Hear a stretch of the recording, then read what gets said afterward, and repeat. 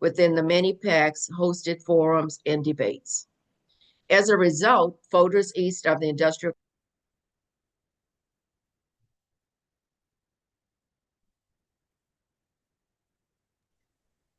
Dawn, we can't hear you. You went on mute. As a result, Voters East of the Industrial Canal was established in 2011. Voters East of the Industrial Canal is an organization by voters and for voters that provides an open forum where candidates can holistically engage voters, our citizens who are the true decision makers on election day. Now I'd like to introduce our board of directors. We have Corinne Villavasso, who is the founder, myself, the chairwoman, co-founder.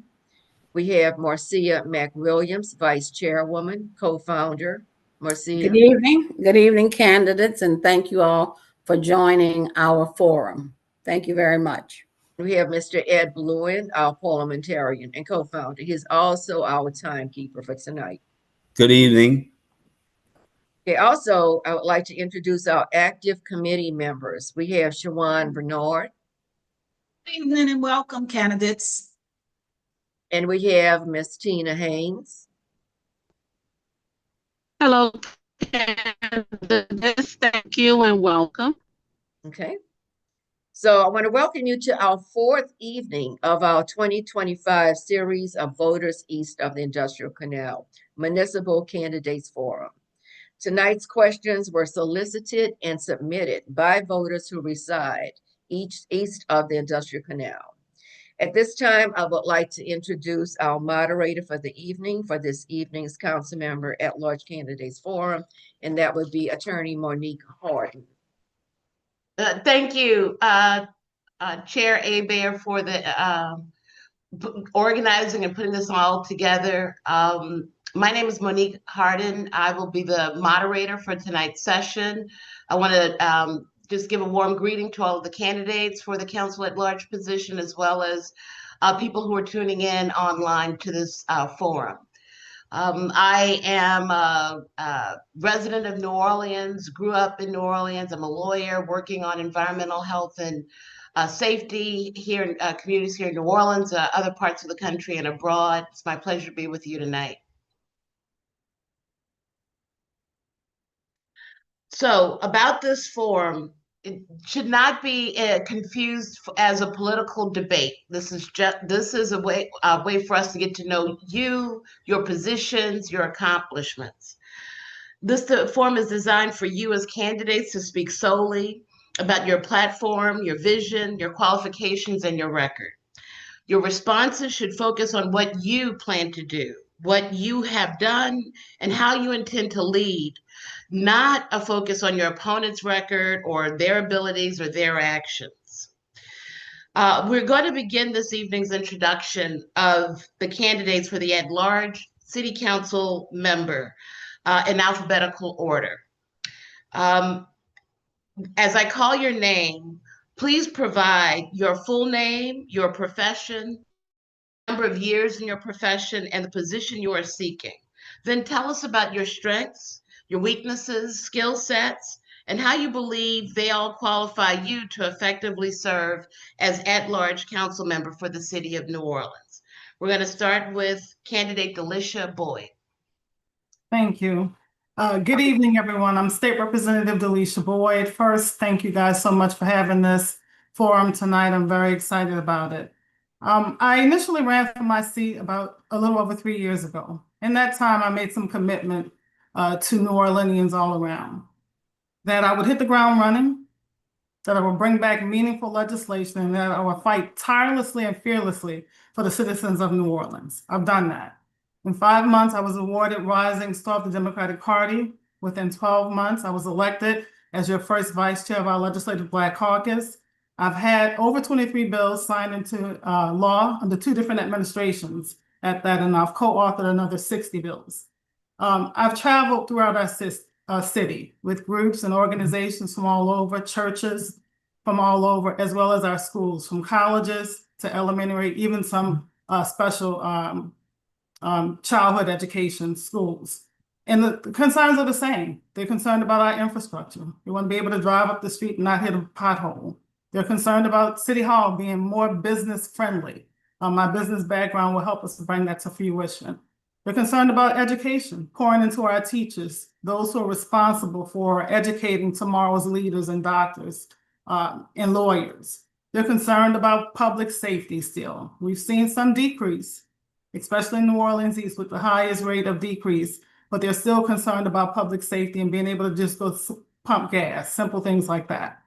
And also introducing housing, more affordable housing for our educators, that they can buy houses and live in the city where they work. Our union workers, our first responders deserve to live here as well.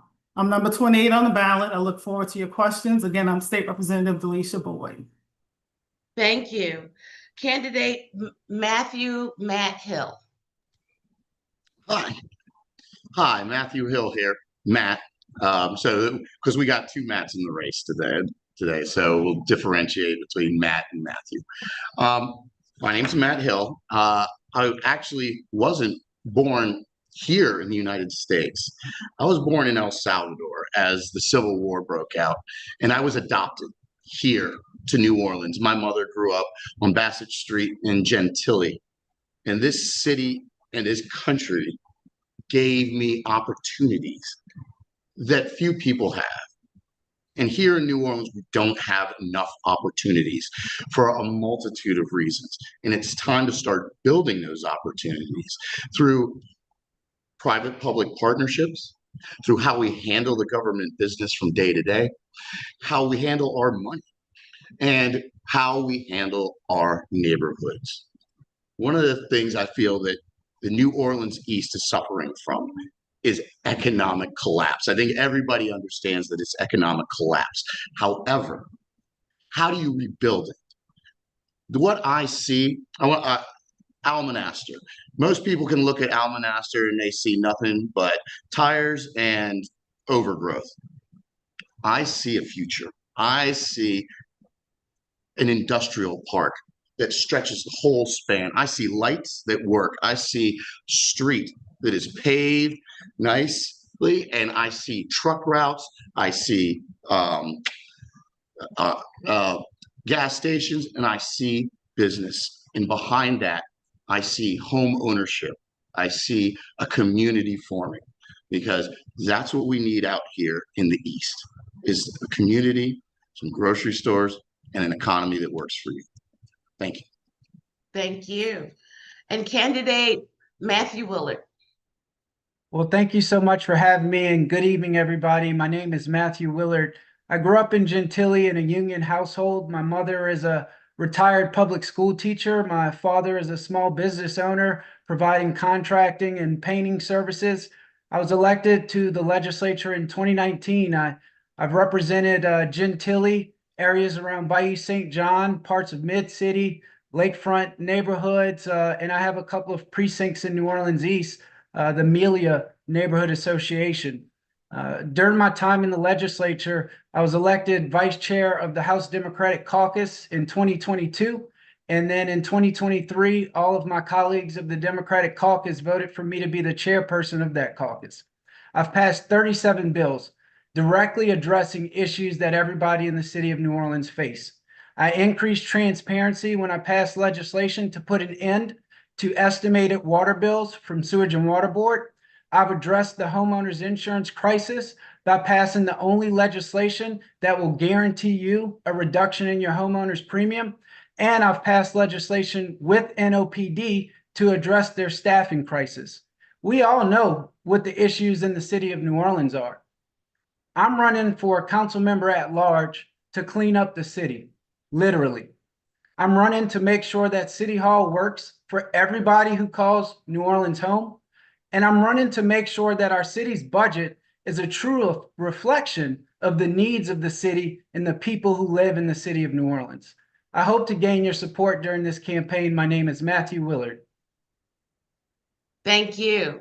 So now we're going to move into the question part of this forum. And please note that for your responses for each of the questions, you'll have only 1 minute. And Mr. Ed Bluen is graciously going to give us the time alarm when that 1 minute time comes up. And if you're still talking while that's going on, we're just asking you, keep in consideration the schedule that we're on, which is a very tight one, and bring your comments, your response to a close. Otherwise, we'll have to mute you and move on to the next candidate for their response. We're going to begin the first question to candidate Matthew Willard, and it focuses on the role that you're running for as council member at large. We understand that many voters are unclear about the specific role of the city council, particularly the distinction between a district-based council member and an at-large member. Can you briefly explain the unique responsibilities of a council member at large compared to a district council member? 1 minute, Sure. please.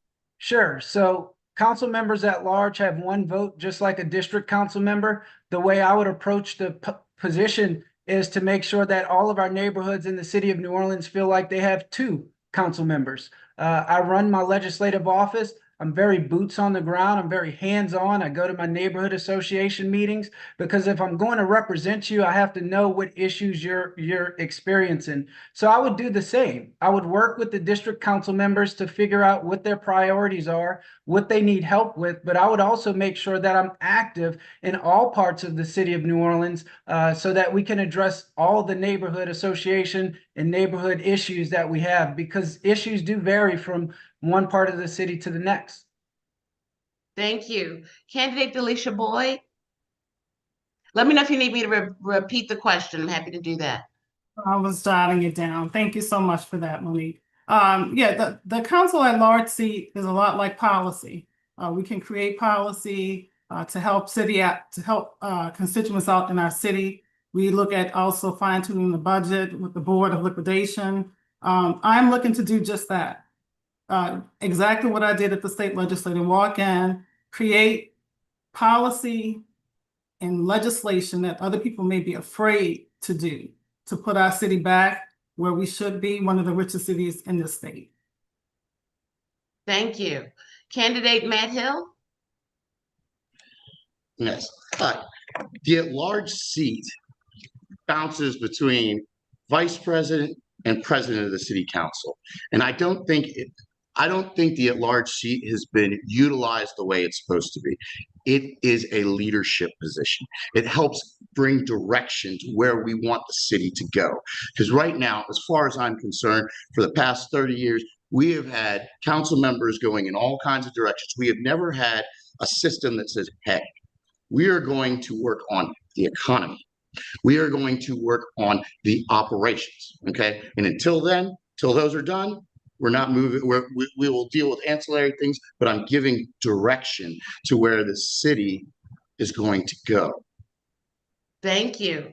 We next want to go to your accomplishments, not promises. Voters are seeking leaders who not only plan, but also deliver. What is one initiative or project that you successfully completed within the last year that directly benefited an underserved community? Please be specific.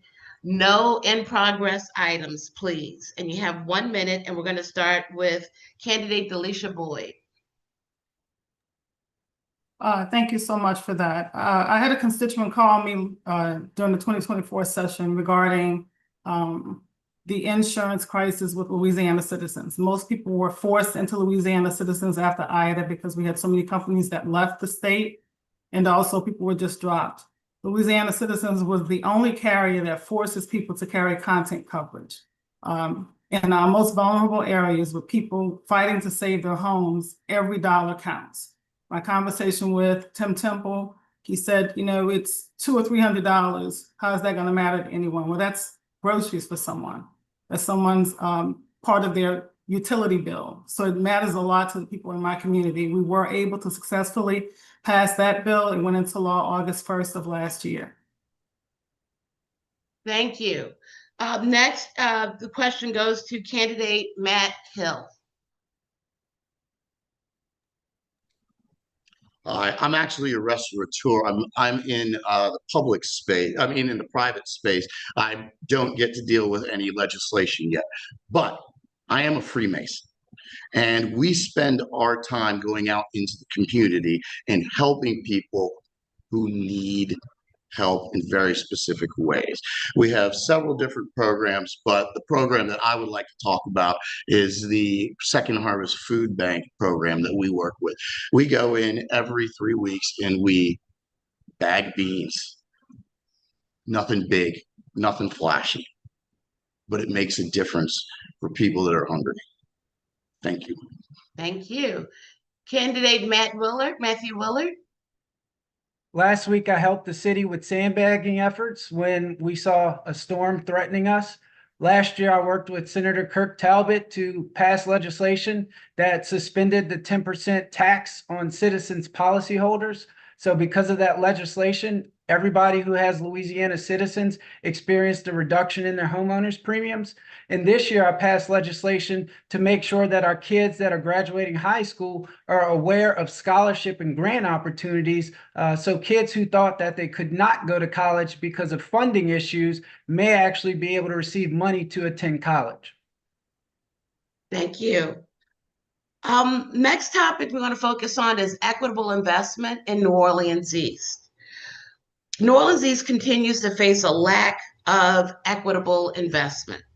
As a citywide representative, what is your vision for economic development east of the Industrial Canal? And how will you help ensure New Orleans East receives its fair share of public and private investment? We'll begin with candidate Matt Hill.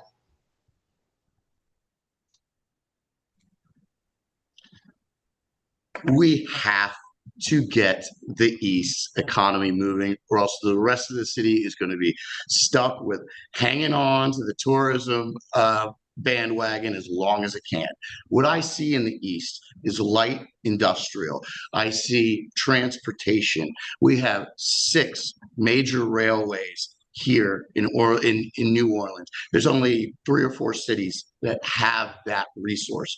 We also have land. What we have to do is we have to make the city hall easier for people to start businesses so that they're not being strong-armed, they're not stuck in a bottleneck where they can't get their permits through. We have to be able to make the system work so that we can get the investment. We can talk about investment all we want, but until the system allows people to start pumping money into it, we're not going anywhere. Thank you. Candidate Matt Willard. Thank you. That's a great question. First of all, I think that we have to restore the essential services in city government. Businesses don't want to really go anywhere in the city right now. They have to often face boil water advisories and blackouts and impassable roads and safety and permits, not knowing when you'll get a permit. So that's the first thing that we got to take care of. The second thing we need to do is utilize our assets. New Orleans East does have a lot of land. It has a lot of people. It also has a NASA facility out there. We also have Dr. Mackey with STEM NOLA out there. So we need to work with our economic development officers and entities to make sure that our locals and businesses can set up and make use of those assets, because I think there are parallels that make New Orleans East an exciting place. But first, we got to make sure the essentials of city government work for everybody in the city of New Orleans. Thank you. Candidate Delisha Boyd. Yes, thank you. 2023, I passed a bill that guarantees 25% of all government contracts go to DBEs. I'm a member of NORA's board as well. NORA has a front facade program that I'd like to implement out in New Orleans East. In addition to the things I talked about when I gave my introduction, we have to get infrastructure together. We have to do something about education in our system. We have to do something about public safety. Those things will bring in more people wanting to do business here. Changing the narrative. Again, New Orleans East has the lowest crime reduction out of anyone in the city right now. Let's get that out there as well and help businesses open businesses in a timely fashion, whether it's zoning issues, whether it's issues with building permits and safety permits. I have a client right now in Claiborne's been waiting 9 months for a building permit. That has to change if you want people to come in. When we build it, they'll come. Thank you. There's an argument floated around that says the following. In order to attract more retail, restaurants, and other commercial investment in New Orleans East, the area needs more zoning districts that allow for additional multifamily housing, thereby increasing the population and the market base in the district. And in this district, we're talking about 70,000 residents currently. Do you agree or disagree with this argument? And please explain why. And we'll start with candidate Matt Willard. I totally disagree with that argument. I think I've been to enough association and organizational meetings in New Orleans East, and I don't think that multifamily zoning is something that you want to add on to out there. I think what we have to do is redevelop some of the blighted properties that we have out there. We have a lot of vacant commercial corridors that need to be put into commerce, and I think New Orleans East needs a master plan for itself. The people who live in the East deserve much better. You deserve to be prioritized, and you deserve a city council member who's going to work just as hard for you as they do for Uptown, the French Quarter, and the Warehouse District. Thank you. Candidate Delisha Boyd. Yeah, I completely disagree with that narrative as well. I'm looking to open up home ownership. African Americans now rank third in home ownership in New Orleans right now. I want to boost that up and make sure that we have more home ownership for our school teachers, our first responders, our union workers. That should come first and foremost. We should introduce programs and make them, bring them back again like lot next door, acquiring those lots and then giving out building grants to people who normally would not own homes. We can make New Orleans East one of the best parts of this city. It's the fastest place that we have to grow and make money is in New Orleans East. Thank you. Candidate Matt Hill. I disagree with it as well, because just packing more people into a large building doesn't create communities. And that's the problem. I feel like our neighborhoods in the East, because of blight, because of crime, because of all kinds of infrastructure issues, we have lost the gross community that we are, and we become smaller insular communities. I want to introduce something that hasn't been used for many, many years, and it's called the Earned Equity Housing Program, where essentially people can, I don't want to call it a rent to own situation, but as you pay into a house, you have equity. And let's say you're going to leave that house.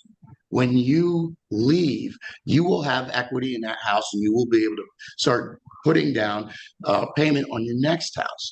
We need to be able to create economic opportunities for people to take their neighborhoods from just a neighborhood to a community.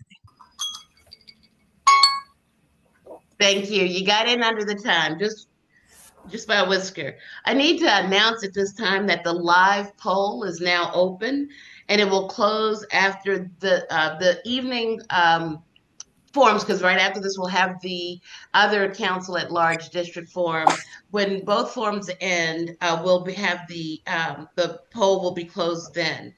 If you're right now online and viewing, you can rate each candidate's performance using the link that's just been dropped in the chat. So we'd love to get your feedback, your responses, and we will share the results at the end of this evening's two-part forum. And the results will also, going forward, will be posted on all VOTAC social media platforms. All right. So getting back to the questions, we're going to focus on zoning and land use conflicts. While decisions on zoning and land use are critical to quality development, areas in New Orleans East and the Lower Ninth Ward have suffered from inconsistent and incompatible decisions. As a council member at large, how will you go about making decisions on zoning and land use issues in New Orleans East and the Lower Ninth Ward when there are conflicting views in the mix of those decisions? We'll start with candidate Delisha Boyd.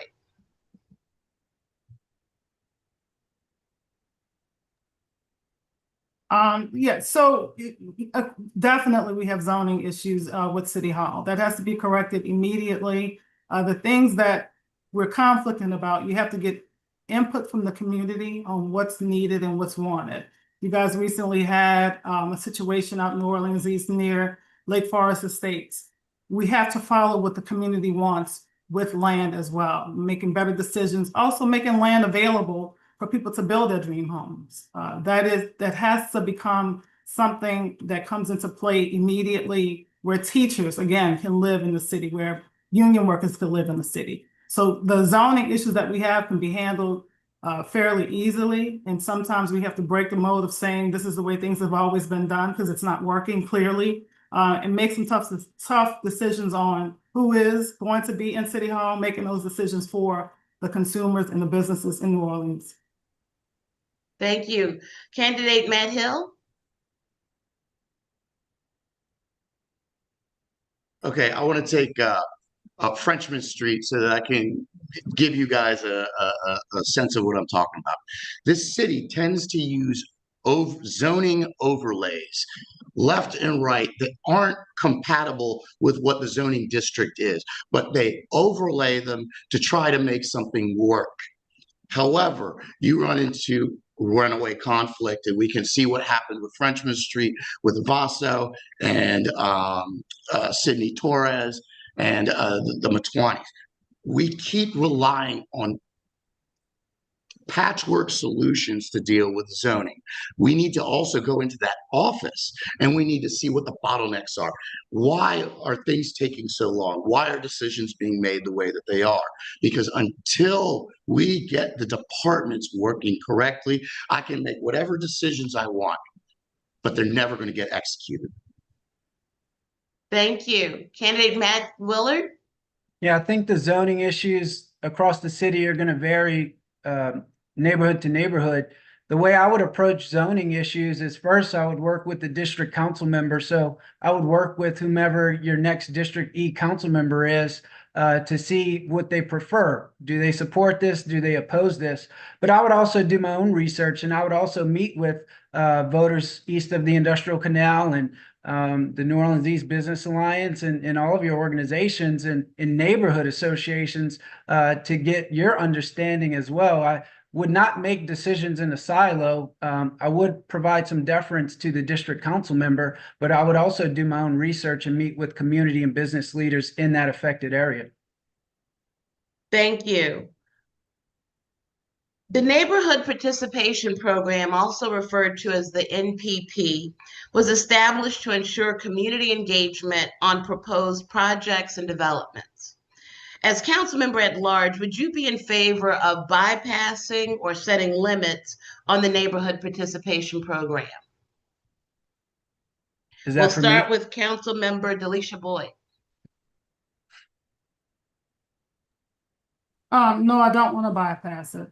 Many of my bills and legislation that I've passed in Baton Rouge have come from neighborhood groups and organizations wanting more, and without having someone to bring those bills previously, including the set aside program, including the bill for Louisiana citizens. Right after Ida, I had a client call me regarding adjusters. So I passed the bill in Baton Rouge where all catastrophic adjusters now have to be certified here in Louisiana. So the input from the community is first for me.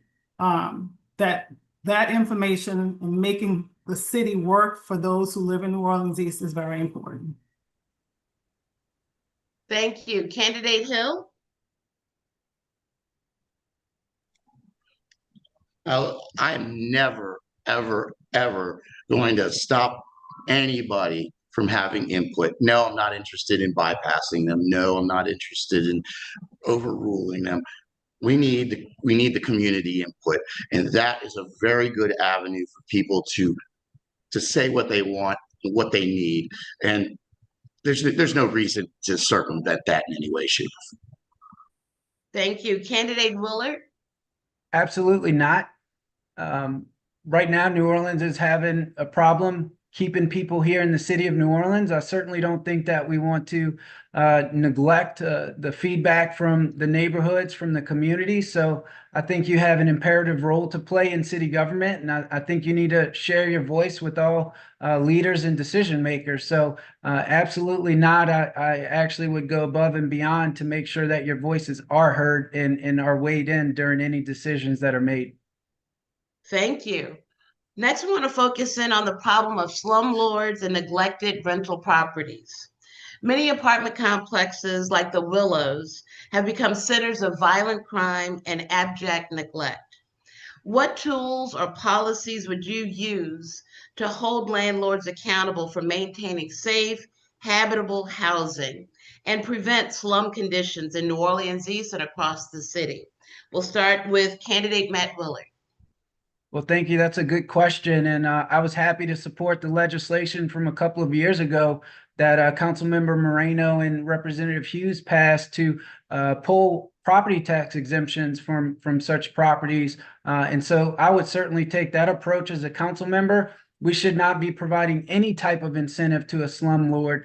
They need to be held accountable. And so we could go through the code enforcement process, but I also think we may need to work with the state legislature to strengthen the laws, because a lot of these developers, a lot of these properties pay the fines or they don't pay the fines, and it just sits there and nothing happens. Meanwhile, our neighborhoods suffer. We have to do more, and I would pursue any avenues to make sure that our slumlords in the city of New Orleans are held accountable and don't exist anymore. Thank you. Candidate Delisha Boyd. Thank you very much. I think the bill that was passed a few years ago was a starting point, but we still need to levy the fines against these people who own these buildings, just as you would do to a homeowner. That those buildings could then be put up for sale through the city and bought and acquired by someone who really wants to take care of them and take care of the citizens in New Orleans. Thank you. And over to you, candidate Manhill. I'm actually going to second what Representative Willard said. Code enforcement. I will use every tool at my disposal to deal with slumlords. New Orleans has too many. It's not just the East, it's everywhere. And it has to do with code enforcement. We also have a registry. We have a registry, but not everybody knows about it. And people's voices aren't getting heard for where these places are. Yes, we know about the Willows. Yes, we know what's right down the street, but there's thousands and thousands more situations that we need to that we need to wrangle. And I will use eminent domain if I have to. We can put people in jail. They need to know that there are consequences for treating your tenants the way that they do. Thank you. Next, we want to talk about accountability when it comes to city departments. How would you hold city departments accountable for being transparent and responsive to residents in neighborhoods that have historically been left out and overlooked?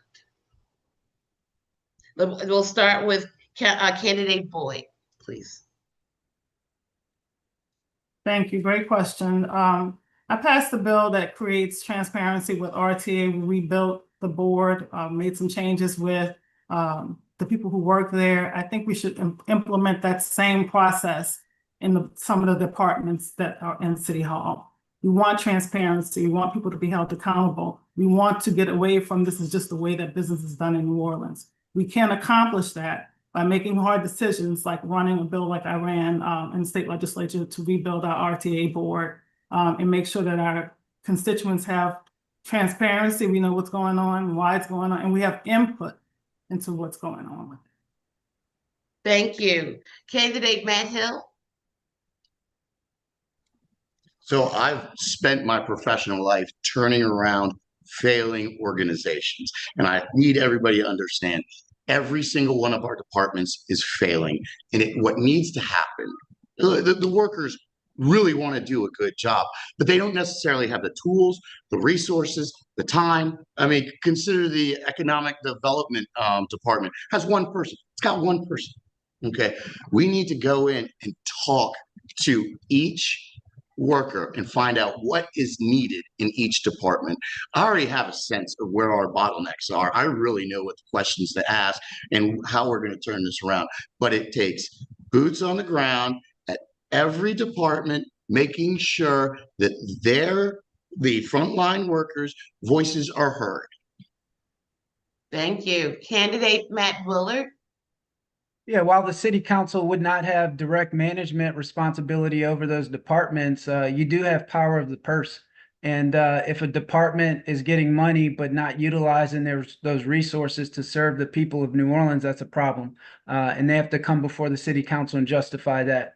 I would also try to make things easier on them. I think City Hall is very outdated. They still use paper for a lot of processes.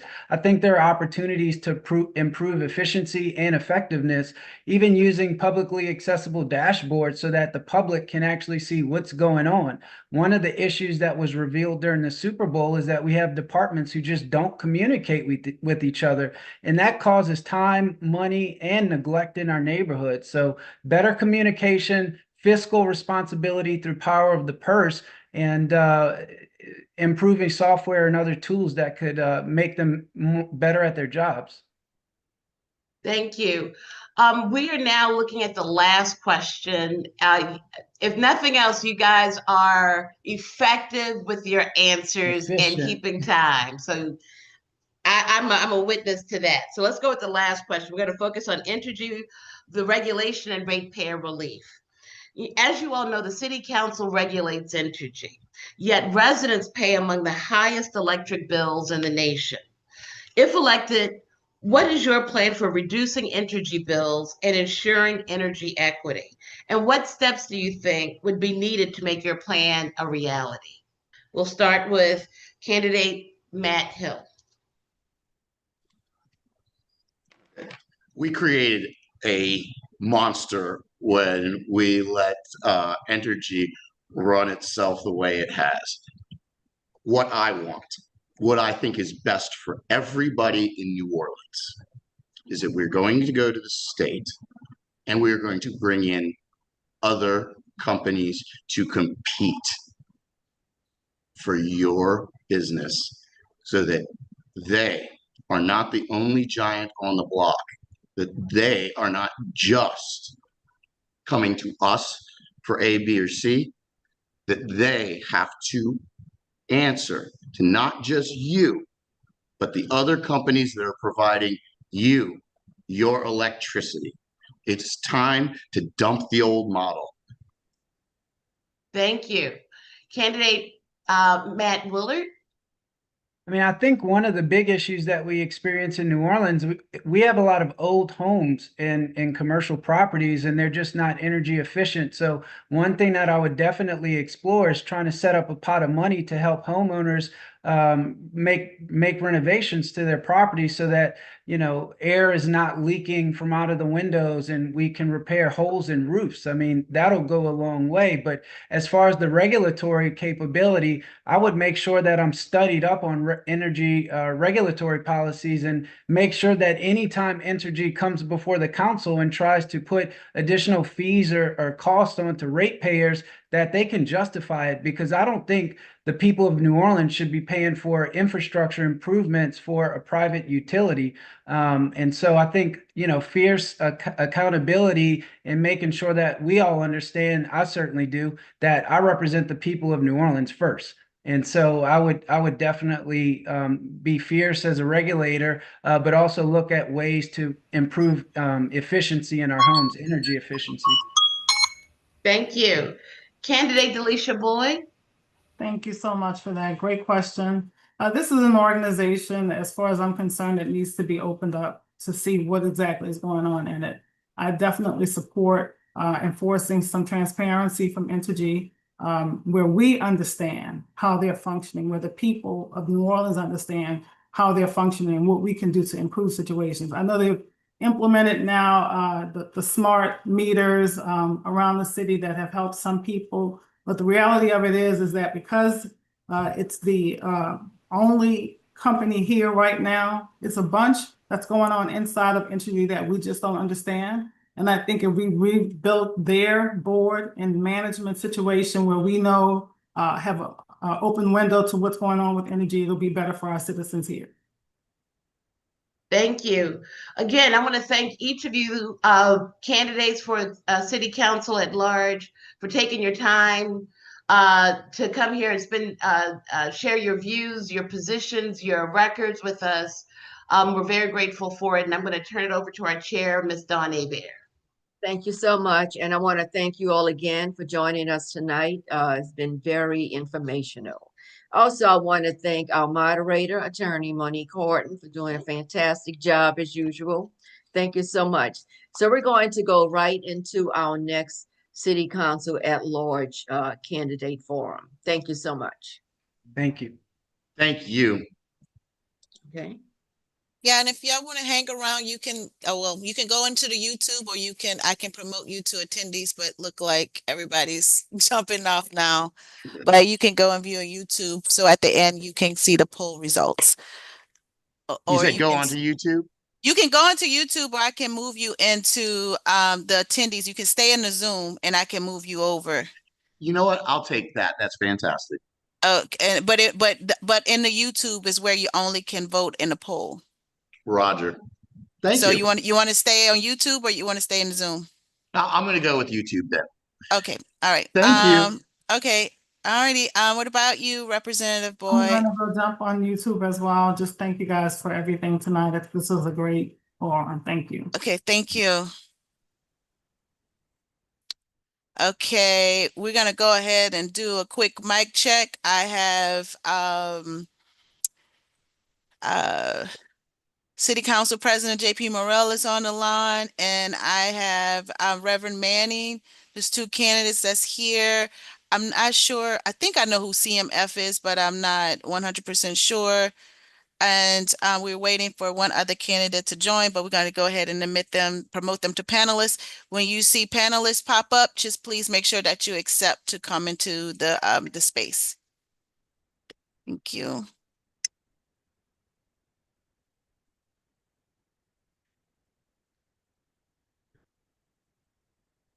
Okay.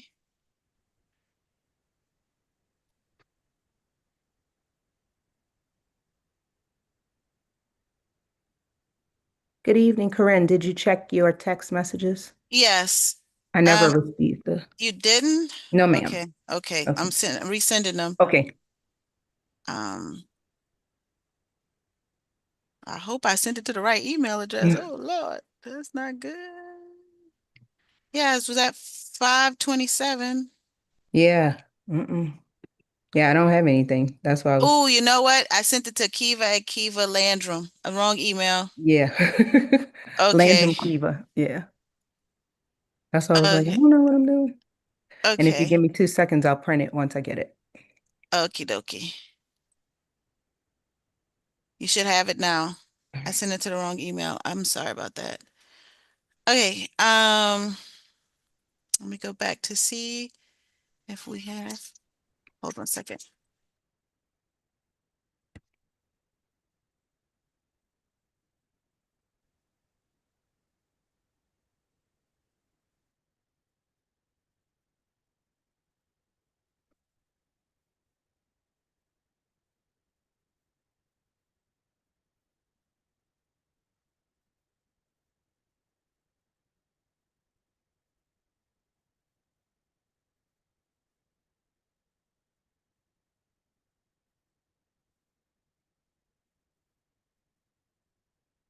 Oops, I'm sorry. Thought I was on mute. A quick video and mic check.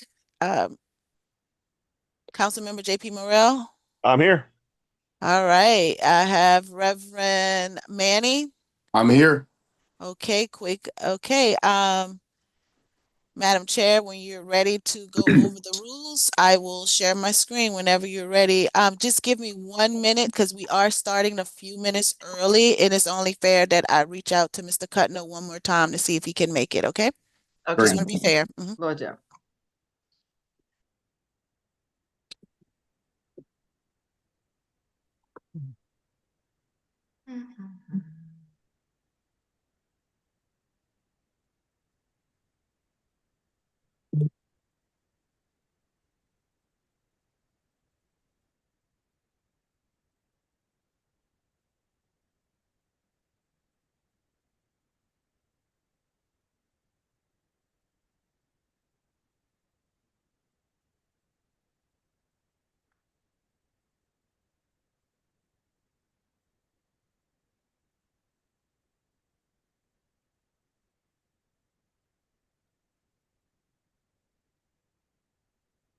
So he is here. I'm going to go ahead, Mr. Cutnall, I'm going to go ahead and promote you to panelist. Make sure that you accept to the promotion. All righty. So there we are. Okay. Mhm.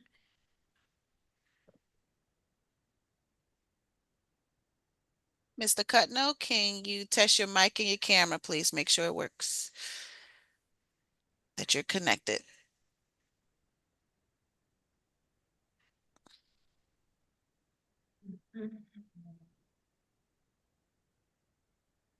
Mr. Cutnall, you're still on mute and you're not on camera.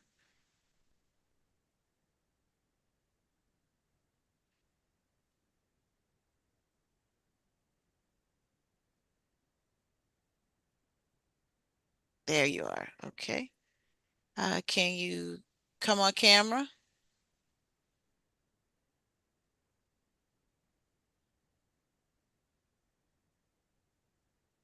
Okay, we're gonna go ahead and get started because we do have folks that are in the YouTube. So I'm gonna go ahead and get started. Madam Chair, are you ready? Yes, I am. Okay. First of all, I want to thank you all for joining us tonight. We appreciate you taking the time to come to our forum. Okay, first of all, the rules of tonight's forum were previously submitted to each candidate and is being applied throughout the evening. The rules are as follows. No candidate to candidate debate allowed.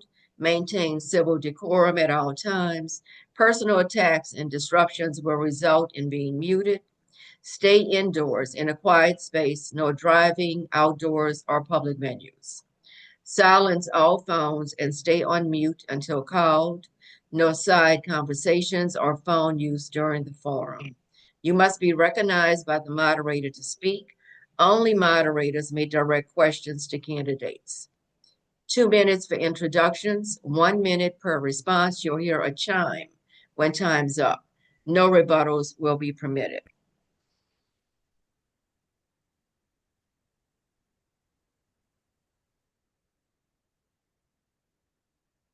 Okay, so we're going to move right on into the forum. I want to welcome all candidates seeking a position of City of New Orleans City Council Member at Large. All candidates were invited to participate in tonight's forum.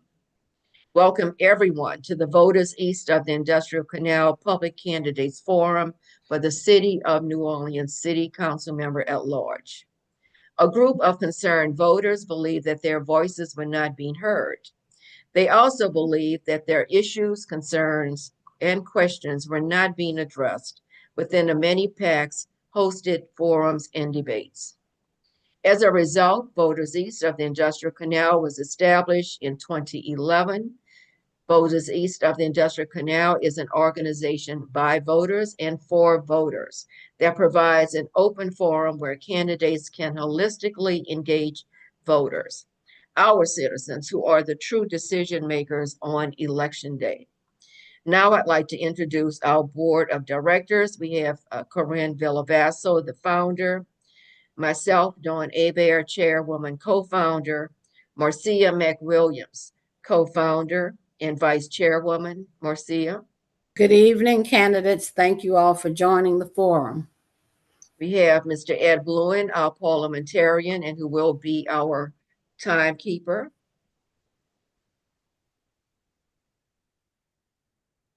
Yes, he's there. Now I introduce our active committee members. We have Shawan Bernard. Good evening, candidates, and thank you for joining us tonight. And Tina Haynes. Okay.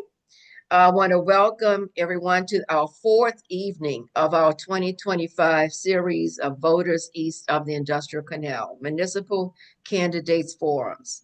Tonight's questions were solicited and submitted by voters who reside east of the Industrial Canal. At this time, I would like to introduce our moderator for this evening's council member at large forum, Ms. Kiva Landrum. I want to thank you so much. And the floor is yours, Ms. Landrum. Thank you. Good evening. I am Kiva Landrum, former judge of criminal district court, former district attorney, and currently serve as the general counsel at the Housing Authority of New Orleans. I'd like to welcome you and thank you all for joining tonight's forum. So, as you were previously told, but I'd like to remind all of the candidates, this is not a debate.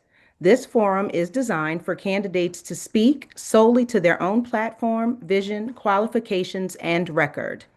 Responses should focus on what you plan to do, what you have done, and how you intend to lead, not on your opponent's record, abilities, or actions. Let's get started. We're going to begin this evening's introduction with an introduction of the candidates for the at-large council member for the City of New Orleans in alphabetical order. Each of you will have 2 minutes for your introduction. As I call your name, please provide us with your full name, your profession, the number of years in your profession, and the position you are seeking. Then tell us about your strengths, your weaknesses, and skill sets, and how you believe they qualify you to effectively serve as council member at large for the City of New Orleans. So we can begin with candidate Cutno.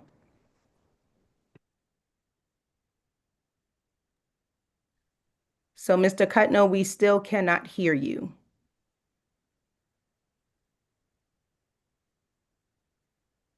So what I'll do is, candidate Cutno, let me proceed to the next candidate, and then we'll try to come back to you and see if we can get your sound together. Candidate Manning.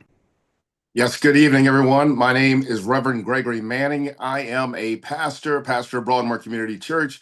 I've been a pastor for 25 years, and I am seeking the office of City Council at Large, Division 2. I believe that my strength is that I am a community activist and an advocate for the people that's always put people first. And I believe that people should always be put first. I've been on the front lines numerous times, making sure that I advocate and putting people before profit at all times. What is one of my strengths is I know how to build bridges. I know how to work for people and with people. As a pastor, I know the community's needs. I'm in touch with people all the time. I sit in my office on a daily basis and get calls from people who need help with their utility bills, who need help with their rent. At our church, we give 4,000 pounds of food out per week. We are a community lighthouse where we are able to be a cooling center. We're able to receive people and have their medicine cooled and be able to be a resource of people in the time of storm because our lights do not go out. When there is a power outage, we're able to do that. And so I'm in touch with people on the ground on a daily basis. I'm a community organizer, which means I bring people together and empower them to speak for themselves. And at this moment, so many people are feeling as if they are unheard. And finally, look, I am a servant leader, which means that I lead with humility. I lead with compassion. I lead with care. And at this moment, by virtue of seeking this office, I am a politician, but I'm not a career politician. I'm not seeking to get a higher office, not seeking to be mayor, not seeking to make money. I'm just trying to work for the people in and at this moment for the greater good of the city of New Orleans. And finally, just trying to get people to stay in New Orleans. We lost 20,000 people in the last, between 2020 and 2023. How do we keep New Orleans home for people? Thank you very much. And thank you, candidate Reverend Manning. And if we can now go to candidate Morrell. Thank you. I appreciate the opportunity to speak tonight. My name is JP Morrell. I'm the current president of the New Orleans City Council. I am a practicing attorney. I've been practicing as an attorney for about 20 years. I began my career as a public defender. Many of you know me because as a former state senator, I represent New Orleans East for about 13 years. In that capacity, I was able to do a lot with the people of New Orleans East. We were able to secure the TIF for the Lake Forest Mall. Unfortunately, that has gone fallow because of the issues with First NBC. We were able to bring resources to New Orleans Regional Business Park, as well as I was there during the founding of ENONAC. As your council member, I have been a steadfast advocate for the people of New Orleans East. When there were efforts to expand Section 8 housing outside of the plethora of facilities already out there, both at the city and state level this very year, I, as a council member, fought it at the local level, and I drove to Baton Rouge and killed it at the state level. As your council member, when there were efforts to try and expand billboards into the East for the first time in 40, 50 years, I was one of 2 votes against putting those billboards to advertise things like alcohol, cigarettes, and strip clubs, not in New Orleans East. Further, I have worked diligently in the lower Ninth Ward when there was an effort this year to rezone property to expand the grain terminal. I authored the change to the master planning document to prevent that from happening. So as a council member, I have been a zealous advocate. I've been responsible to the people of New Orleans East, responsible to fighting for their quality of life, and responsive to making sure the people of East, their voice is heard. I know the people of New Orleans East. I hear the people of New Orleans East, and you have seen me repeatedly step up to protect the people of New Orleans East. Thank you. Thank you. Candidate Cutno. So you're on mute.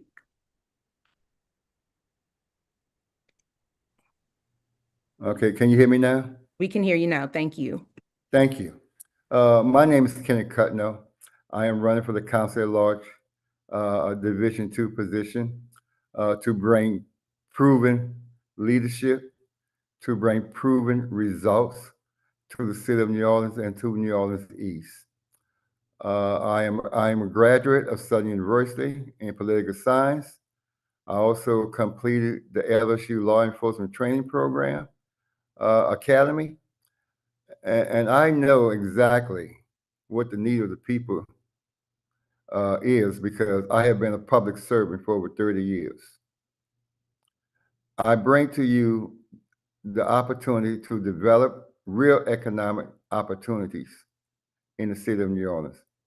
I was blessed to secure over millions and billions of dollars for housing, schools, parks, nursing facilities in the city of New Orleans and the state of Louisiana. My main project I would love to talk about is I put together a public and private partnership with HRI, and we secured $360 million to build affordable housing. We brought in the Walmart on Chapatula Street, and we used a TIF, which was $360 million. They went from sales taxes, they went to build a development. That development is $1 billion economic impact for the city of New Orleans. That development is generating $500 million a year. I also was able to secure $18 million to build the Mahalia Jackson School, the only early child care school in the city of New Orleans with an urgent care and nursing facility on campus. And the reason why we did that, so parents can go to work when their kids take sick, they just take them to the school. And if they feel better, the nurse will take them to the class. If they don't. Mr. Cutno, do you mind bringing your camera? We can't see you on camera. We just see your. Yes. Thank you. Yes. That's better? No, it's not. So you need, I don't know. We see your neck. Yeah, there you go. Okay. Thank you. All right. All right.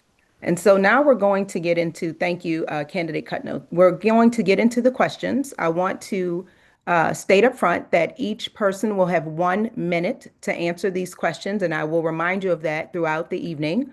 And so we're first going to start talking about understanding the role of a city council member. Many voters are unclear about the role of the city council, particularly the distinction between district-based and at-large members. I'm going to start with Candidate Morell. Can you briefly explain the unique responsibilities of a council member at large compared to a district council member? Thank you. Well, primarily, a district council member is elected by a very specific geographic area, and it's understood on the council that the people who best understand the specific, for example, infrastructure issues, specific streets and geographic locations are typically those district council members. When it comes to zoning, for the most part, without extenuating circumstances, there's deference to district council members because they are closest to the community. As an at-large council member, you are really looking at a position where, as the dueling, alternating presidents of the New Orleans City Council, you run the meetings. Your staff really is primarily sourced with aiding district council members when they are over capacity, and also just providing leadership as a counterpoint to the mayor of the city of New Orleans. As many of you know, because you did Schoolhouse Rocks, there is a balance in the system of the executive, legislative, and judicial branches. The president of the city council, for all practical purposes, is the president of the Senate or the speaker of the House. We assign committee positions. We deal with being a liaison between the various departments. Thank you. Candidate Reverend Manning. You're on mute. Can you hear me now? Can you hear me? Yes, thank you. Okay. Thank you for that question. So, I agree with everything that Councilmember Morrell said, of course. But at the same time, talking about the fact that the City Council president and large member is works with the mayor's office, I believe that that relationship should always be strengthened to be that liaison, to walk across the hall to make sure that that relationship is fortified. And also, as I stated earlier, I'm a bridge builder. That city council member at large should always be that one that brings all of those council members together so that we do not have dysfunctionality between those members, especially as we are public facing. And finally, that city council and large members should be that person that is that second person for every district. They should walk hand in hand in tandem with those district council members to be an aid and a resource to them and a help to them in whatever they need. And then, of course, run the meetings and do those procedural things. But be a helper, a co-worker with those district leaders. Thank you. Thank you. And Candidate Cutno, your response.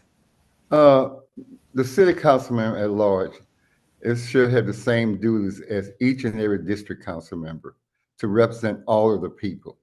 The city councilman at large responsibility entails a little bit more, but he's serving the people. He's making sure that the voices of the people is also the voices of government. So the city councilman at large person must not only take care of the day-to-day operation of the city as a member of the council at large, but he also must make sure that the people in each and every district is certified and have the proper leadership and the proper tools and resources that they need to have an effective community, to increase jobs and economic opportunity, to fix the streets, to stop the crime, and most of all, to bring down our utility costs, our water bill, and our electrical bill. So the city councilman represent everybody, just like a district member. Thank you. And so let's talk about right now completed accomplishments and not just promises. Voters are seeking leaders who not only plan, but also deliver. What is one initiative or project that you have successfully completed within the last year that directly benefited an underserved community? Please be specific, no in-progress items. And we will start with Candidate Reverend Manning. Yeah, great question. So I'm so proud that we were able to stand up the first community lighthouse opened during Hurricane Francine last hurricane season, that we were able to host over 200 people here at Broadmoor Community Church, where they were kept cool. They had food and resources operated, of course, by our solar panels and our battery backup storage, one of many that are part of that pilot program. So that's one of the things that we do to make sure that we recognize that there are underserved communities that are able to get out of the city of New Orleans in the time of the storm, that do need to stay here while we have very unreliable power at so many times in our city. This gave them reprieve. And so I'm so proud that we were able to do that. I was with that program from the very beginning to get it stood up. We finally did it with Hurricane Francine. Thank you. Thank you. And Candidate Morrell, your response. Mute. Apologize. Actually, that's interesting. On May 23rd, 2023, I actually provided the funding for all of the community lighthouses throughout the city of New Orleans, including the one at Broadmoor Community Church, as well as the one in New Orleans East at Household of Faith. The Community Lighthouse Project, as the chair of utilities, has been a passion project of mine, and we have fought consistently not just to provide funding for the existing churches throughout the network, but also to secure additional monies through working with Together New Orleans and other organizations to look at the settlement we had from the Grand Gulf litigation, which was the largest settlement of any state, and we got it as a city, that litigation. And we're creating a grant program right now as we speak to expand the Community Lighthouse program. Thank you. Thank you. And candidate Cutno, your response. Well, I have been working with several projects like feeding the homeless, criminal justice reform, to help our young Black males who are getting in trouble, working with nonprofit agencies. I have been what you call boots on the ground type of person. I am available when people call me to help them. I am not a career politician. I'm a public servant, and I do whatever the people in the community need me to do. We clean up the streets, we clean up neighborhood, we pick up trash, but the most, I guess you say, rewarding thing is feeding the homeless. We all know that we have a large homeless problem right now. And some of it is mental illness, and some of it is because they are homeless, been evicted from their home. And they need clothing, they need food. And I wish that everybody that is within my voice would take the time out to give the homeless people something. I don't care if it's some socks, give it to them. Thank you. I want to now talk about equitable investment in New Orleans East. New Orleans East continues to face a lack of political leadership, advocacy, and equitable investment. 1 minute for your response. As a citywide representative, what is your vision for economic development east of the Industrial Canal, and how will you help ensure New Orleans East receives its fair share of public and private investment? And we will start with candidate Cutno. As I stated to you before, that I have put together many public and private partnership programs, and I will continue to do that for New Orleans East. Billions of dollars. My projects that I am looking at is building a new city hall in New Orleans East, which would bring it closer to the resident and attract more people to the shopping centers and the malls in New Orleans East. Building a technology manufactory in New Orleans East. Reopening the Lincoln Beach with the funding that is really needed. Work with Jazzland to reopen Jazzland, because we are looking at $10 million in new taxes with all those projects coming in. And hopefully I can help you establish the New Orleans East Development District, so that those tax dollars that come in, it will go strictly to New Orleans East for economic development, and not to the city and not to the state, but to your community to do what you think is appropriate and what you know that your needs are. Thank you. And candidate Morrell, your response, and please let me know if you need any of the candidates to repeat the question. No, I think it's an excellent question. I think that when you look at direct investment in New Orleans East, as we know, because I've worked with the community and business leaders out there for years, the one issue which the city has failed tremendously on is blight. When we look and we try to attract large businesses out there, there have been tremendous challenges with blight, and we've seen movement in the last year and a half on tackling the blight issue, and that was directly because working with Director Anthony Davis, we changed the blight law. For many of you who know, typically previously blight landlords and blight owners would cut the grass when you called, they'd board the windows up when you called, and they would reset those penalties forever. We changed the law to simplify it to say that if you've got a blighted property with no power, no water, it is blighted and cannot become unblighted until it's brought back into commerce.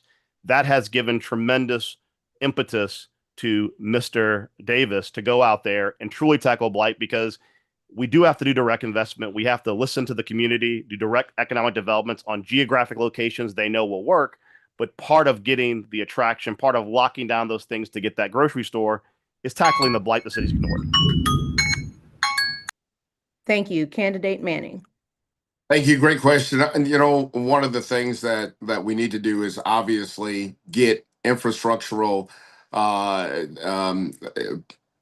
parts of New Orleans East up and going, such as grocery stores. Those are critical to getting the community moving and running. One of the things I would love to do is get a city-owned grocery store out in New Orleans East. Once we have that to be successful, then we can turn it over to another retailer in several years. But first, we need to get it up and going. Of course, blight is an issue. Tire dumping is an issue. We need to work with the media to come up with a plan, a strategy to not make New Orleans East look so bad, to promote it. We need to look at our city budget and say, look, there are parts of our city that need to be triaged. New Orleans East is that one of them. For the next 3 to 6 years, let's make sure that it's prioritized within our budget so we're directing funds that way to any organization that wants to work in New Orleans East to improve it. Thank you. And Candidate Cutno, your response. New Orleans East is the largest tax base in the city. I would work with the local businesses to make sure that they have the capital that is needed to expand the business and opportunities in New Orleans East. As I stated, I have secured billions of dollars with grants and tax credit applications, and I could do the same for New Orleans East. Bring in the money that is needed for your community. Thank you. And as a follow-up to that question, and 1 minute again for your response, do you agree or disagree that in order to attract more retail, restaurants, and commercial investment to New Orleans East, the area needs more zoning districts that allow for additional multifamily housing, thereby increasing the population and market base of the district, which currently has over 70,000 residents? If you agree, what steps would you take to support such zoning changes while balancing infrastructure and community concerns? And we will begin with Candidate Cutno. Well, one of my main platforms is to create home ownership. I would like to see more people owning a home than paying rent.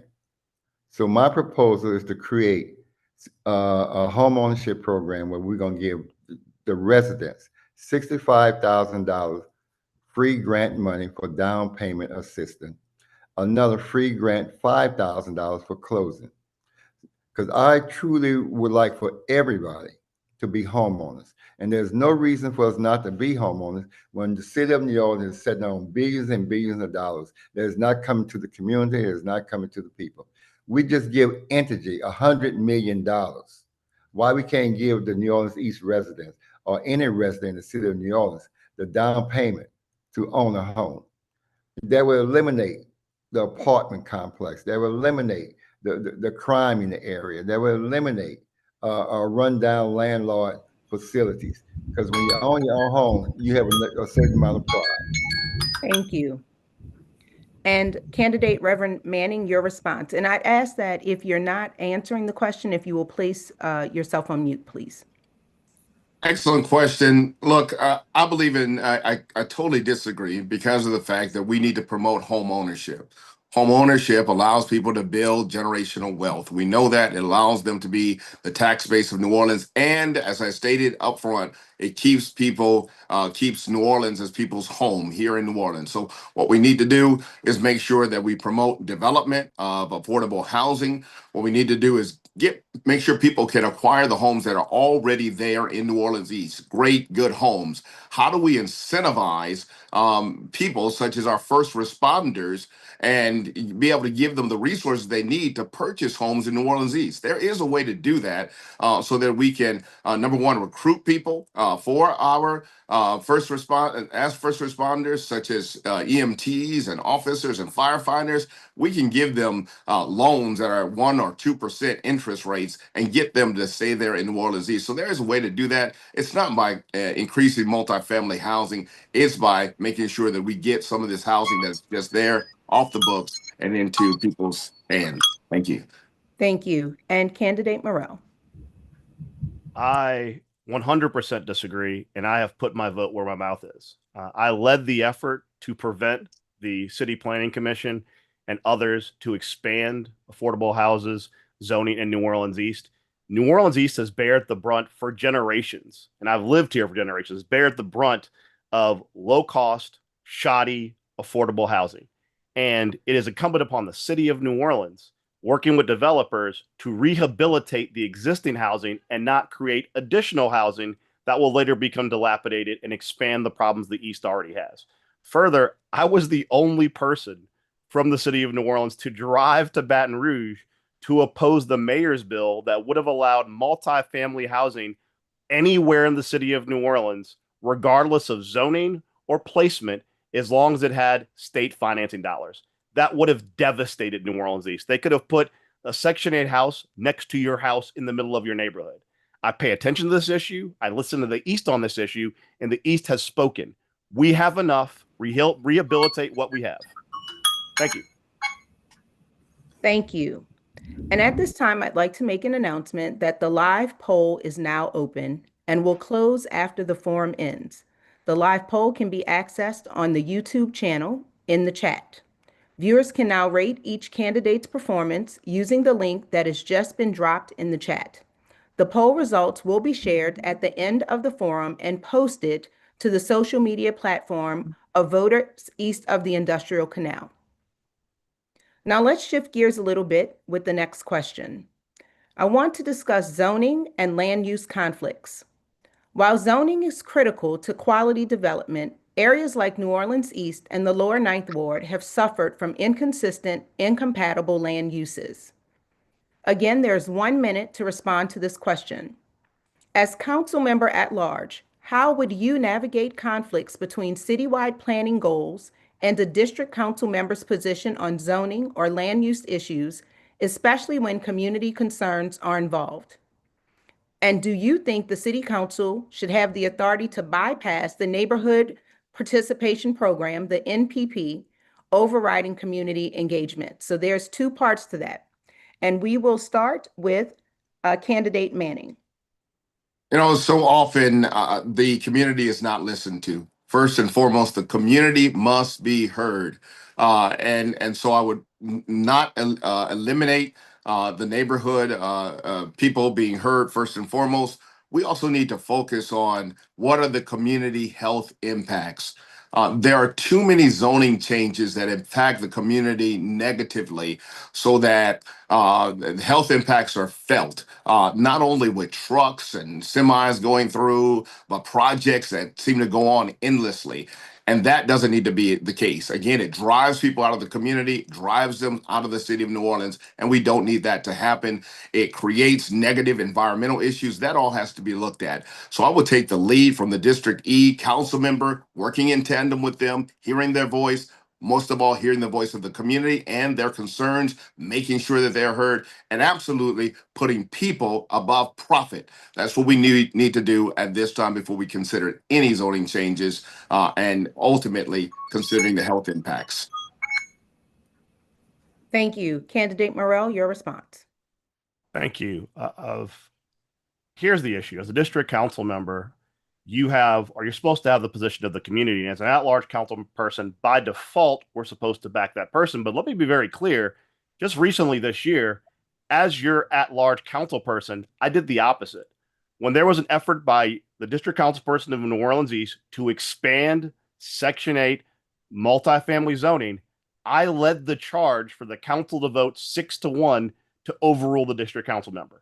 When the district council member introduced an amendment to allow for further industrial port expansion next to the controversial grain terminal, I was one of 2 council members who voted against the district council member to do. We actually defeated the district council member to do that. When the district council member voted to overturn the ban on billboards in New Orleans East, the ban that's been there to protect a single family community for decades, I was one of 2 votes to stand up for New Orleans East. So when it comes to deferring district council members, you don't do it if the community speaks up. Thank you. And candidate Cutno, your response. As I stated earlier, the voice of the people is the voice of government. As a council member, at-large member, I will work with the people of New Orleans East. I have been involved with billions of dollars of housing development. I told you about the Mahalia Jackson, the Walmart, and it was the community that came together at the city council meeting and expressed the concern that they would love to have the Walmart. They would love to have the affordable housing. They would love to have the Mahalia Jackson. So we must always listen and do what the voice of the people, the community, what they want. Because my number one problem, my number one purpose is to make sure that we invest into the people, and the people, by the people, for the people, have the last say so in the activities that take place in this city. Not the city council member. I am just a representative of the people, and I will represent the people of New Orleans East at the way that they would like to go. Thank you. Now let's talk about slumlords and neglected rental properties. Many apartment complexes like the Willows have become centers of crime and neglect. What tools or policies would you use to hold landlords accountable for maintaining safe, habitable housing and prevent slum conditions in New Orleans East and across the city? 1 minute for your response, and we'll start with candidate Morell. Thank you. I worked with Representative Jason Hughes to pass the constitutional amendment that allowed for the revocation of nonprofits running slumlord property, which was the Willows. And I worked with a district council member of District E when we revoked their nonprofit status to get them out the Willows.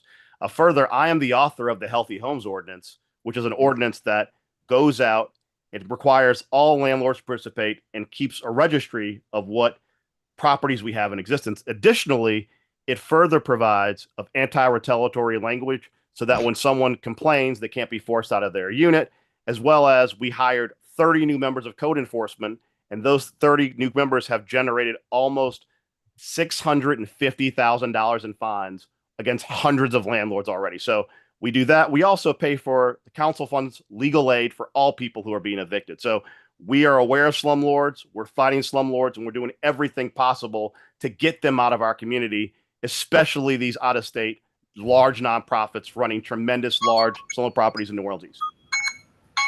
Thank you. Candidate Cutno, your response. I have been the executive director of a housing agency authority. Worked with three agencies. I have secured grant money to rehab homes, rental property, for to help, because we really know that there are slum landlords, and we have generated funds. There's a lot of grant money available to rehab single-family homes. Now, when you talk about multi-complex, that is a tough situation because we could force that landlord to do it. Now, what we could do is make the homeowner, the renter, withhold his money, his rent, until the landlord fix it and make sure that that person is never evicted. But that's one reason why home ownership is so important and a number one priority for me, because I really would see Section 8, low income, musician, whatever your status is, whatever zip code you live in, you should be a homeowner, and where you can fix up your own home and you don't have to worry about calling somebody to do it for you. Thank you. And candidate Reverend Manning, your response. I absolutely feel that bad players, bad actors like the Willows should have their 501c3 status revoked. But that is an issue of these slum landlords that is pervasive throughout our city. I hear all the time, no matter what area of the city, that people are dealing with this. And what does that mean? It means that we do have more code enforcement officers. But I talked to a code enforcement employee the other day that said we still need more. We need approximately 40 more. Let's get people jobs and put them in there.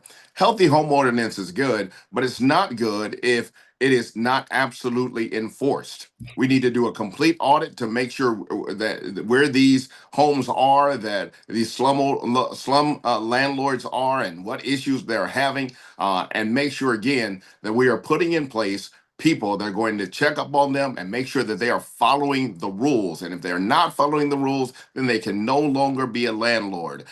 We can say things, but if we do not follow through and use the power and the authority that has been put in place by the ordinance, it does no good. Thank you. Now, the next question deals with accountability of city departments. How would you hold city departments accountable for being transparent and responsive, especially to residents in neighborhoods that have been historically overlooked? And we will start with candidate Cutno. Your response. As I stated earlier, I have been a public servant for over 30 years. I know that the responsibility of that office must cater to the needs of the people. Government has one purpose, and that purpose is very simple. That purpose is to provide the people and to help the people meet their needs. So I would make sure that every office address the needs of the people. My early training was as a liaison to the governor, and we're going to go back to Governor Edwin Edwards. When I was 27, 28 years old, I was appointed to his office, intergovernmental relations. One statement he made to us: every letter, every phone call must be addressed. And I have lived that way my whole life as a public servant. So we would take care of the people. We would find a way to do some type of evaluation and and answer the needs of the people when they go to the city hall. Thank you. And candidate Manning, your response. Well, I think absolutely there should be benchmarks put in place to make sure that work that is contracted to be done is done on a reasonable basis so that projects don't linger on. We need to make sure that people who are employed by the city to get projects done and the Department of Public Works and so forth have good working conditions, that they're all right, that they're satisfied, that we're doing the best that we can do by them as city employees, first of all. And then we need to always incorporate the people. We need community advisory boards where the people are brought together and they are heard from. This again is what we're missing. We're missing people being actually heard and responded to and having their suggestions implemented. This is all about a collaborative effort. We have to collaborate with the people. And then finally, transparency. Let's get dashboards. Let's get ways of illustrating to the people what has been done, how it's been done, and what is the status of that work being completed. Thank you. And candidate Morrell, your response. Thank you. It's a great question. The first thing we've done is we passed a charter amendment to require the confirmation of department heads. Before that was passed, a mayor could literally pick their babysitter to be the head of a department. That actually happened. By creating a confirmation process, the city council in public meetings reviews the qualifications of every head of every department, and the public comes in to weigh in on that. That began with the chief of police, but it's gone through the Department of Code Enforcement as well as Department of Public Works. Additionally, the council, as the funding arm of the city, needs to weigh in, and we have weighed in on situations such as the mayor has historically underfunded NORD. We've restored funding to NORD. When they've been departments that have been unresponsive to the council, first it was safety and permits and public works. We cut their funding and paused their funding until they started responding to residents. When it was the law department, who were almost abusive to the residents of Gordon Plaza, we froze their funding and stopped them from hiring frivolous lawyers to harass residents. We stepped up. Thank you each for your responses. And so now we're going to shift gears one more time. Entergy regulation and ratepayer relief. The council regulates Entergy New Orleans, yet residents pay among the highest utility rates in the region. If elected, what is your plan for reducing Entergy bills and increasing energy equity? What steps would be needed to make your plan a reality? Again, 1 minute for your response, and we will begin with candidate Morrell. Thank you. The first thing, and we're going through this in the council currently, is to expand the use of solar power and microgrids to insulate the grid, but also to lower our need to pull power off the open market. Another issue, which we're working on currently, is promoting reliability versus resilience. When Energy tried to astroturf us yet again with the gridiron plan, which was a $1 billion plan they touted as being something that would increase resilience, we brought the price down on that plan exponentially to zero because they were conflating reliability, which is them fixing poles and doing the work they're supposed to do, versus resilience, which is doing investment to make the grid hardened. Additionally, this council fought tremendously to get the largest settlement possible on the Grand Gulf litigation, and we used the money from the Grand Gulf litigation to cap rates throughout this mission. And we're going to use that money again to try to control when rates go up. That and working with all of our partners to do pre-purchasing of gas and other alternatives are all efforts we're doing to keep those rates down. However, I will say one thing, and I won't. All right, thank you. Thank you. And candidate Reverend Manning, your response, please. First, I got to make sure that no candidate is in any way funded by Entergy New Orleans. That has to be alleviated. Any funding that comes into for a candidate should not be anywhere connected to Entergy. And second of all, we need to make sure that our senior citizens and disabled people have rate cuts for them as far as their bills are concerned. Thirdly, look, there are people that are still trying to get out from underneath debt they incurred when Entergy was still making money and making a profit during the pandemic, and nobody else was. There are still people trying to get their lights back on from that. Let's wipe out that debt that people incurred during the pandemic, and let's get true regulators that are going to regulate energy. The problem is that our utility committee did not meet for 6 months. Met in December to make sure that we had Delta put in place. That's now in place. You're going to be in charge of your gas, but didn't meet again until June. That's another thing. We have to make sure that Delta is regulated now, thanks to the vote of the New Orleans City Council, so that our gas prices don't go up. So we have to be true regulators and take that power back to people at City Hall once again. Thank you. And candidate Cutno, your response. I have been fussing about this for many years. We regulate entity, the council. We need to do our job. There's no reason for the utility cost to go up when we are in charge in bringing it down. We just won a lawsuit of $225 million from Entergy. Then we turn around and give Entergy $100 million from that 225. What sense does that make? We are not friends with Entergy. We are not in a partnership with Entergy. Our job is to regulate them, is to keep the utilities down, to keep the costs down, and to make sure that the people is able to afford it. Because too many times our council members are buddies with the Entergy people. You know, too many times they're taking money from the Entergy people. The Entergy people is throwing them parties and everything else. We need to do our job and regulate them. We need to go back to the old-fashioned way where we had the New Orleans Public Service that was run by the city, run by the people, and the people had a say-so. But we need to do our job as a council member. Thank you. So candidates, I'd like to thank each of you all for your participation and your responses this evening.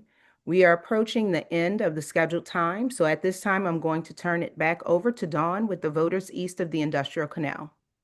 Thank you so much. And again, I want to thank all of you for attending the forum. And I'm guessing you can hear the thunder that I'm hearing. So I'm glad we're inside tonight. Also, I want to thank our moderator, Ms. Kiva Landrum, and thank you for volunteering to work with us on these forums. So now I'd like to introduce Ms. Shawan Bernard for any announcements on the poll results and on key dates for upcoming elections and forums. Shawan? Thank you, Dawn. So on the screen for our viewers, we can see that the election day in-person voting will happen Saturday, October the 11th. And also early voting, a second opportunity, a second way to vote, happens September 27th through October 4th. So we encourage our viewers to make sure that you participate in this election and cast your votes. Next slide.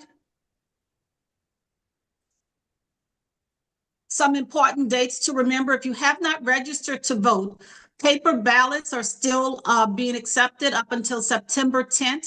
You can register in person or by mail. And also you can register online with GoVote or through GoVote up until September 20th of 2025. If you need to request an absentee ballot, those ballots can be requested up until October 7th.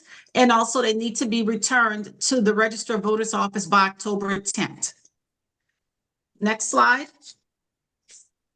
And as a reminder, there are several ways that we in Louisiana can vote absentee. You can request a ballot if you're 65 years or older, if you are a voter with disabilities. If you're a student who is attending school outside of the parish for election day, you can vote absentee. If you're a member of the military or clergy, or if you are incarcerated and you have not been convicted of a felony, you can also vote. In Louisiana, if you are not going to be present on election day, you can request a ballot to vote absenteeism. So if you're temporarily away from the city, make sure that you request a ballot to vote absentee. If you're doing jury duty, a hospital stay, or any other emergency situation, there's an opportunity for you to vote in the October 11th election. And our last slide, you can request those ballots online by going to Go Vote, or you can also request those ballots by registering, but with the Register of Voters office at City Hall.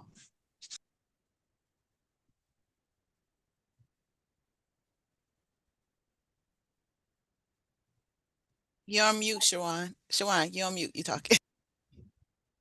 All right, thank you. We have one more day left. We thank you all for participating in the forum. If I neglected to do that earlier, we thank our candidates for sharing time. We also thank our viewers and our the citizens of New Orleans who are trying to get more information to make informed decisions. But we invite you to join us one more day tomorrow, Thursday, and we'll have candidates from the sheriff race and also the assessors. And now we're going to conclude and share with you the polling results.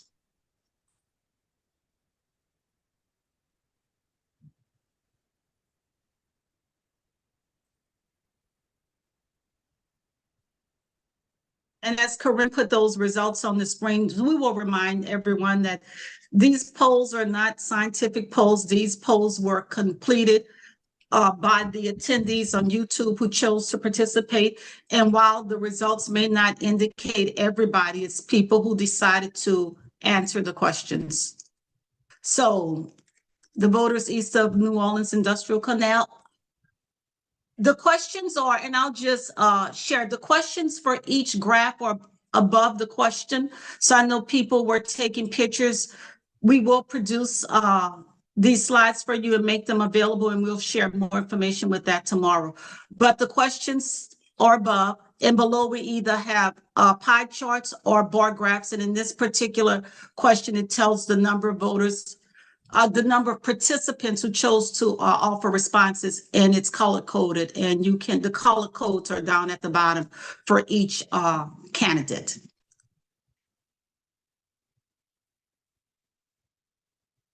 So again, each question, which candidate do you feel understands the needs of the community east of the Industrial Canal? And your responses or on the screen. So you can take some time and look at those. And again, we'll make those available to you.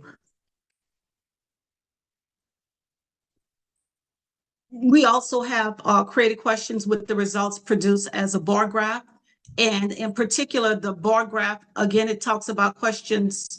The scoring was 0 through 5. So the colors are coordinated with the score that the participants who took the polling on YouTube answered in terms of scoring each candidate 0 to 5.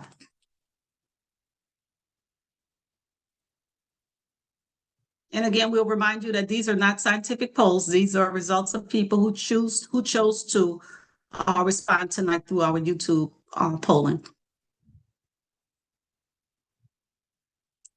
And most importantly to us, we hope you learned something new tonight from the forum. So 81 respondents says that they did. And with that, we again thank the candidates for coming and sharing with us. And we look forward to seeing you in the next few weeks to help us make our informed decision as you have offered yourself for service as council members at large. Thank you. Thank you. Madam Chair, you have any last comments before we close out for the evening? No, again, I want to thank you, and Siobhan explained those polls explicitly, you know, how they were conducted. So thank you so much. I want to wish you the best of luck in your campaigns, and let's see what happens at the polls. Thank